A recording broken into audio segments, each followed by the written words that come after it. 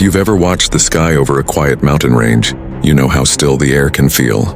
But on the Tibetan plateau, nearly 12,000 feet above sea level, that silence is broken by something unusual, a dark wing, gliding with almost no sound at all. No cockpit, no pilot, just a machine moving with the confidence of something that doesn't need to be seen to be understood. That machine is the GJ-11 Sharp Sword. It didn't start as a headline or a public project. For years, it was just a secret idea inside China's aerospace labs.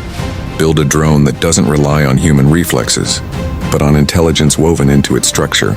A system that can sense, think, and choose its next move within the limits set by its operators. And now that idea has taken shape. The GJ-11's flying wing design isn't just about looking sleek in photographs.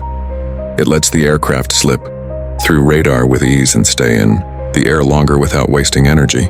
Inside its smooth body, a network of sensors is constantly watching heat signatures, movements, signals, reflections. Everything that helps it understand what's happening around it in real time. But Sharp Sword becomes even more interesting when it joins the bigger picture.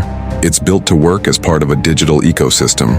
Satellites overhead, ground stations below, long-range radars, and even manned fighters like the J-20. They share data with one another, creating a living map of the battlefield, where decisions can be made faster and with more clarity.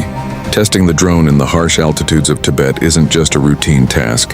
It's a challenge that proves whether the aircraft can think and adapt in places where the environment itself fights back.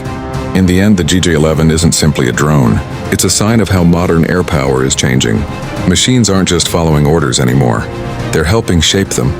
Silent, intelligent, and built around data, Sharp Sword reflects a future where the skies are guided not only by pilots, but by the algorithms that fly beside them.